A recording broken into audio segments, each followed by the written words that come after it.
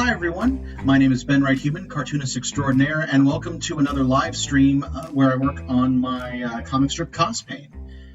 If you've seen my previous videos, you'll know that the setup looks a little bit different. That's because I have a new computer, and I decided this would be a good way to put it through its paces. So far, it has been doing great. It's the first time with a computer that has 32 gigabytes of RAM, so all my drawing programs are working a lot faster, and I am loving it. So without further ado, let's get into the meat of it. The strip I'm working on is number 95, and it's going to be called Tase Me Bro, a little parody of the crazy wigs that you often see in cosplay that are going up all over the place. I had the fun ideas, what if you just tased somebody and hairsprayed them while they were getting zapped? So that is basically what we're going to be working on. Cool. Well, it has been a productive month since my last video. I have been working on my graphic novel, The Letters of the Devil, and I'm getting ready for next month's big con, which is going to be Space. It's going to be the start of my con season, although thankfully it's not going to be as crazy as it was last year. The big thing this year is, part of the reason I've been wanting to do these streams is to get practice talking while I draw, because I'm going to be doing it live at the con. I'm actually going to be doing a presentation where I do this exact same thing, or a panel, I guess I should say, use proper terminology. His head's a little off, and I'm just going to fix it the lazy way. Now, one thing I will mention is I may be tripping up a little bit when I'm doing keyboard commands, which may make me swear uncontrollably. And that's just because the keyboard is laid out a little bit differently on this computer than it was on my old computer, and I'm still getting used to it. And it does complicate things greatly.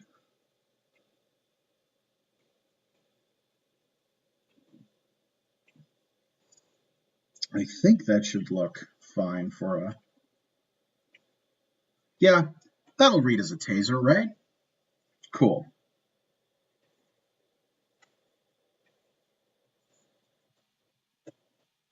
But yeah, this computer has been an interesting experience. This is by far the fastest computer I've ever had. And I've been frustrated with my old computer for ages. It was a Dell. Pretty much as soon as I got it, I was having problems with it. So having this new one that can handle the software significantly better, I'm hoping will make these streams also go better.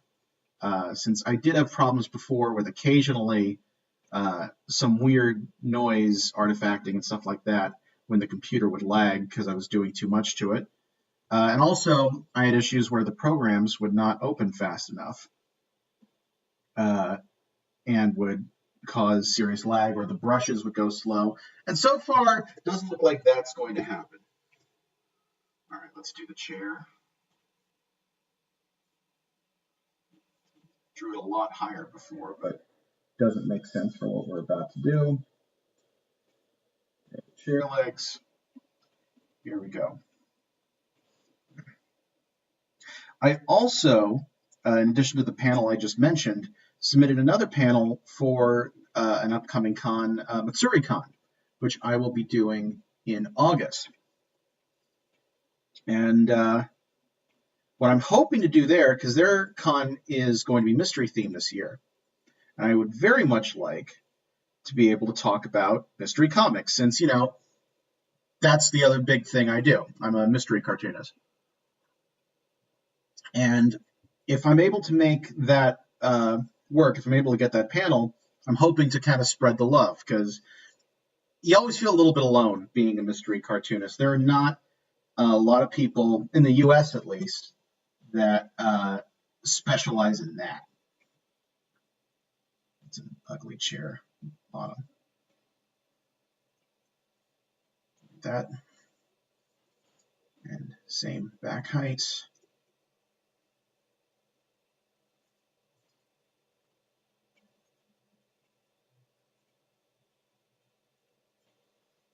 That'll work. All right. Oh, got to switch colors. So yeah, I am very much looking forward to that. I've also been working on another side project that I'm hoping to find time to get done maybe before the summer if I can. It's going to be a little tough because I am working on 2 big projects right now. I'm going to move those legs over. Yeah, I'm working on Cospain. I'm working on the sequel to Letters, both of which are finally going well.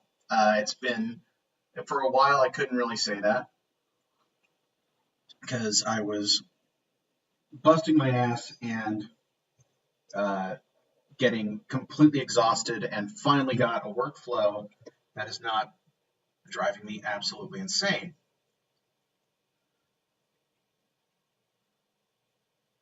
Start with the hands kind of in the middle.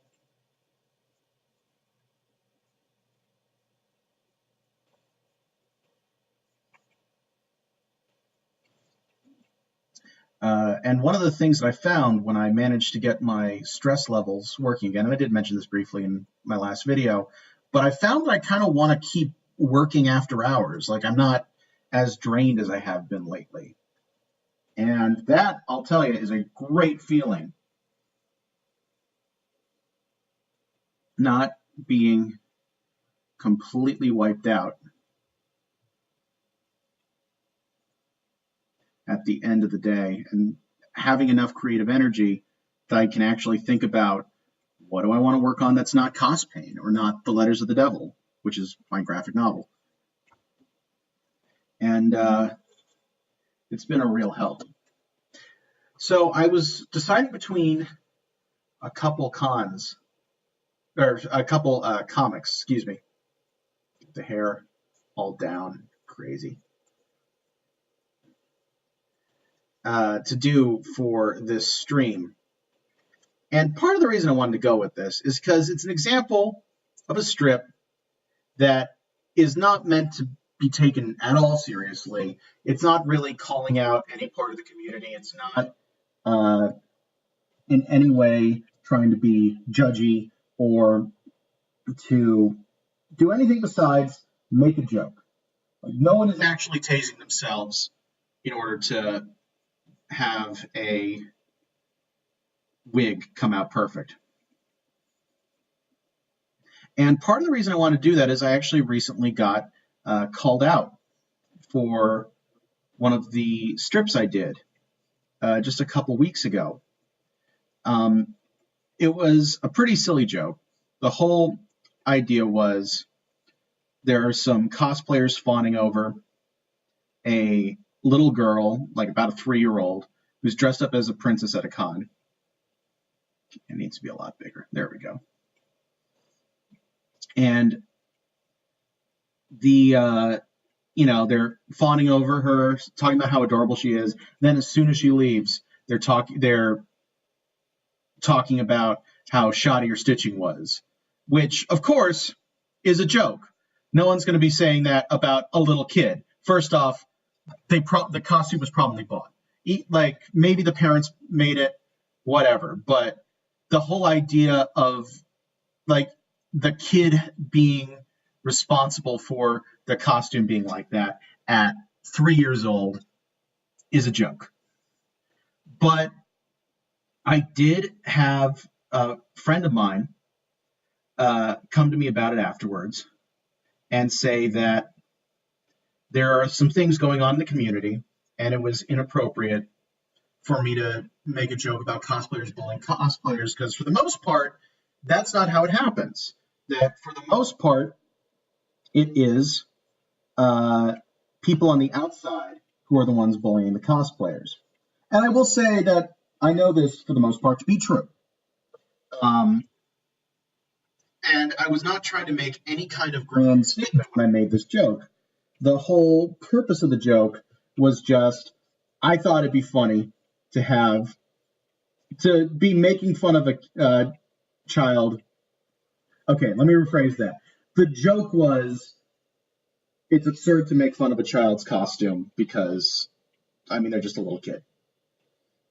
It was not to say that anyone is actually doing that. Although I had a surprising number of people on social media also tell me, yep, that's me. I would totally do that. But that is, I just wanted to bring it up because it honestly is true. That in general, I have not heard that kind of cattiness out of cosplayers. And while I'm sure there are exceptions, I obviously don't say that it's one way or the other for all cosplayers.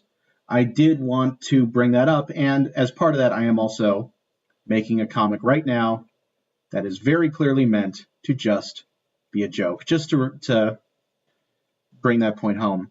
I did talk it over with some cosplayer friends, and the conclusion is I am actually at some point going to do a joke about defending cosplayers from outside bullies, which also is a thing. So in the long run, the way I see it is I got material out of it. But in case anyone did happen to see that strip and was offended, I apologize. I didn't mean to cause any trouble with that. And now my little spiel on that is over. All right, penciling for the first page is almost done. I am going to be cheating a little bit on this strip, just because I want to make sure that the body sizes are consistent. I'm going to be doing a simple copy paste. I'm not going to be making every single panel identical, but the basic character sizes and positions are going to be the same. So I will have the characters copied lightly behind, and then I'll be redrawing it to match the new positions that they're in. All right, that should be the first panel. Yep, works for me. Here's what I'm talking about. Yep. Hate it when the lasso tool does that. Yeah, one of the other things about this computer is I'm still getting used to the mouse and control sensitivity, just because anytime you get a new computer, that's something you have to get used to again. So, this down.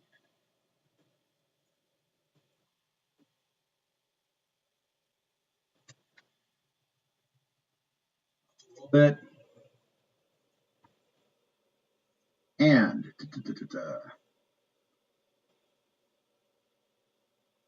turn down their opacity so I can just barely see them. There we go.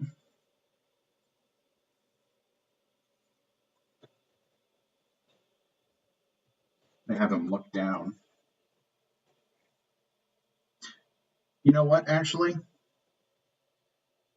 Now I'll redraw the chair too for now. I probably will copy it for the inks, but so you're going to be looking down.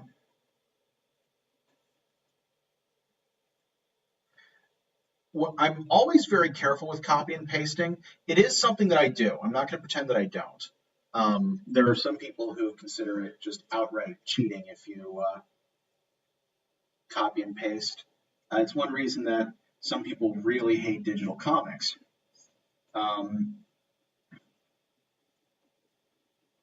Keep the hand up, look at it. I always see it as just one of the tools of the trade. If it's abused, yes, it looks awful. I will absolutely agree with that. But it is one of those things that if you use it sparingly, it really can make your process more efficient and it can look fine. Like, I'm not saying you should do it all the time, but sometimes, like what I'm doing right here, it can be helpful. Wait a minute.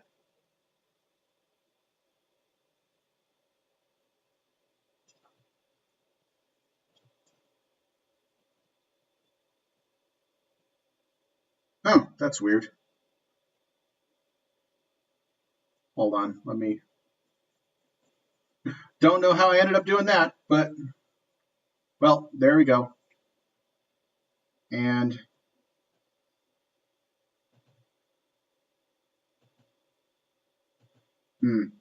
Guess it needed that part. I'm going to undo that erase. There we go. But I can hide both of those. Yeah, increasingly comics are moving to traditional means. Uh, and a big part of that is just that it can be more efficient in a lot of ways to do it digitally. And it's a lot easier to make something look good when you're doing it digitally. Uh, and some people are going to be traditional diehards, and that's absolutely fine. Uh, I've done plenty of comics traditional. I still do sometimes, although not as often these days, I'll admit. Um, but it is one of those things that uh, can be somewhat divisive. There's some people in the comics community who very much dislike the digital look. Um, if you are looking to do digital, I'd recommend the program that I'm using right now, Clip Studio, because it actually is very good at making things that are digital look pretty close to not digital.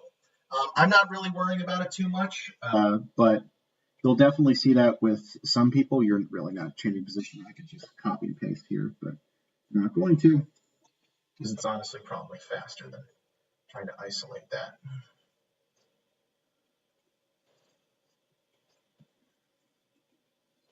But yeah, it is something you have to be careful with because it is very easy for lazy shortcuts to completely take over.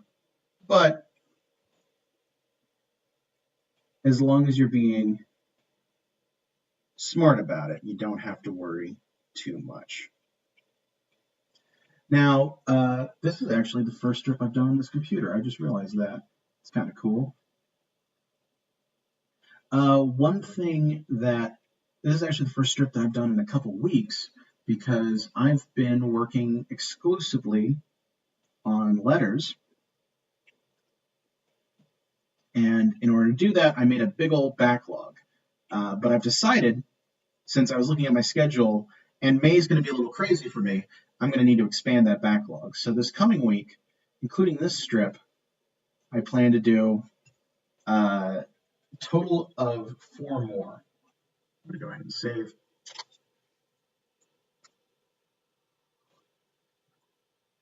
Which should hopefully keep me on track for a little while. Now, I'm going to have her leaning forward a little bit more, arms down, gripping the chair. Knees are probably going to be about the same. This is part of the reason that I do use copy and paste. As you can see, this is going way faster than it normally would.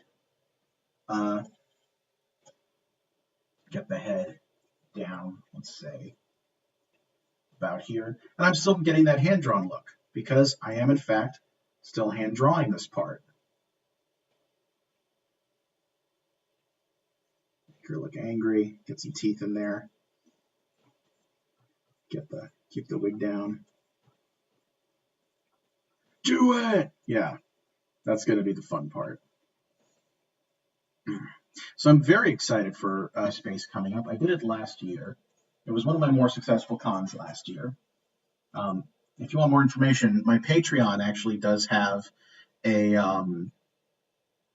article that I wrote talking about the different cons I did and how they were.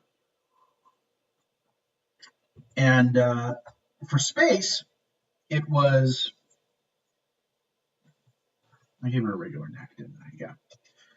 For Space, it was one of my more successful cons. I almost broke completely even on it, which is not bad for a con. Like most tablers will tell you, it's tough to do more than break even at a con. But keep her thumb there. It's also going to be pretty much the same. The funny thing is, the reason I did not break even was because I spent $10 on lunch. Because there was a food truck, and I thought, why not? I'll buy food from the food truck. Doesn't matter that we're in Columbus, which at the moment is my hometown, or base of operations. I'm from Richmond, Virginia originally. But It doesn't matter that that's where I'm coming from, so my expenses are going to be low and I can easily pack a lunch. I think I'm going to try out this food truck. And as a result, I believe I was $2 from being in the black. So as a result, I tend to be much more conservative with my eating habits at cons. Which is not to say, of course, that I don't eat, because it is extremely important to keep fed and watered when you are working at a table. But I try whenever I can to bring food with me. One of the things that I really love is when a hotel I'm at has a morning breakfast thing, because I've started actually using that to make lunch too. It's usually pretty easy, because if they have a breakfast set up, they'll probably have bread for making toast. They'll probably have peanut butter, and they will definitely have jelly. And so right there, you got a PB&J sandwich that you can bring with you to the con. That's the tricky part, though, figuring out a box.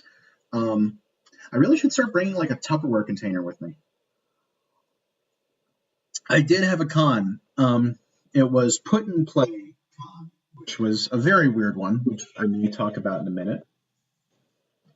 But what I tried to do for that, because I actually had called ahead and been told that my room would have a fridge in it, is on the way up, I grabbed some serious sandwich supplies. Like I got roast beef and stuff like that, things that could be refrigerated. And everything looked good. Yep, good enough for penciling. Now move those 2 panels down, quick save. And the thing is, when I got there, I found out that I'd called the wrong hotel. There were 2 hotels in the immediate area that were being used for tabler housing. And I'd set up the housing through the con, which is admittedly a bit weird, but I hadn't thought of that. And what ended up happening was I was at the other hotel, and they did not have fridges in their room. So I actually tried to make, and I tried to use the ice bucket like a cooler color. And it did not go as well as one might have hoped. The next day I checked it, and the bag that it was in, I didn't infect this hotel ice thing. It was well wrapped in plastic and things like that. But I need to make that arm higher. What ended up happening was the bag was completely full of blood. Like the roast beef had died. And so I ended up throwing it out. I honestly, it might have been fine, but I was not taking any chances.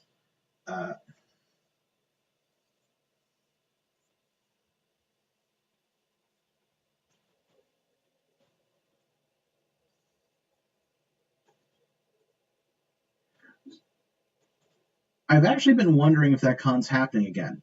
That was the first year that they did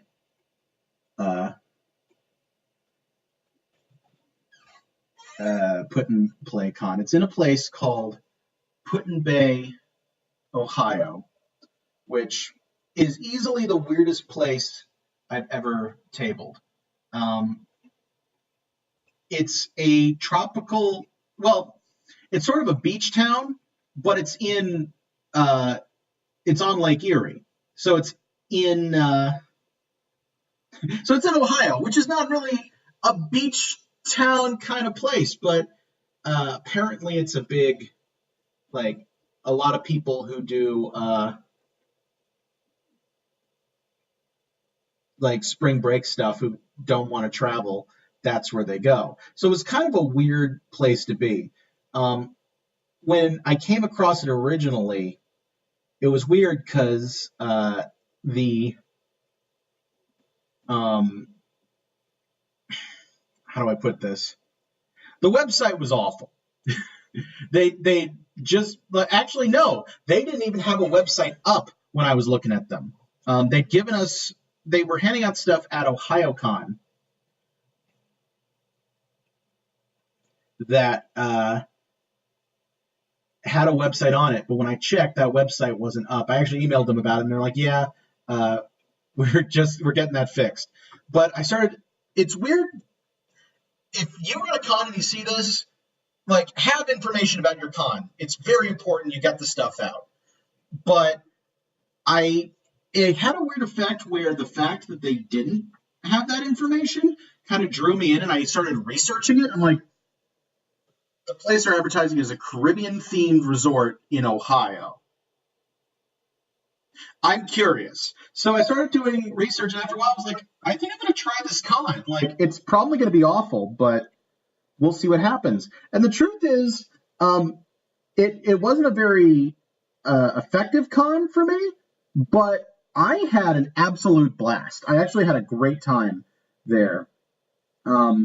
They were still getting a lot of the hiccups out, which is hardly surprising, considering that A, was a brand new con, and B, it was in a location that had no idea about what to do with there we go. Arch out a little. It's too much. There we go.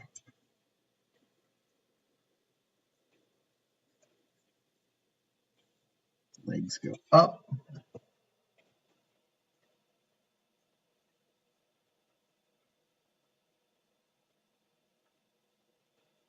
I think she's just in socks. Oh. But yeah, there was so much weird about it. Apparently, it was under advertised because there's some weird. So what I was told was a counter advertising thing went up from some of the people on the island who were not interested in seeing this go forward. Like, they created a fake Facebook group for it and then said the event was canceled, things like that, which is very weird, but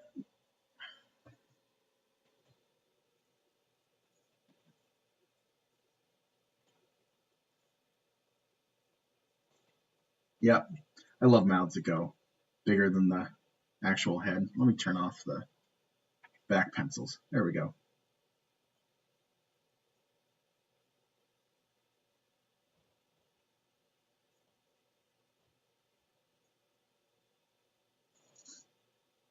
And yeah, so it was very slow, very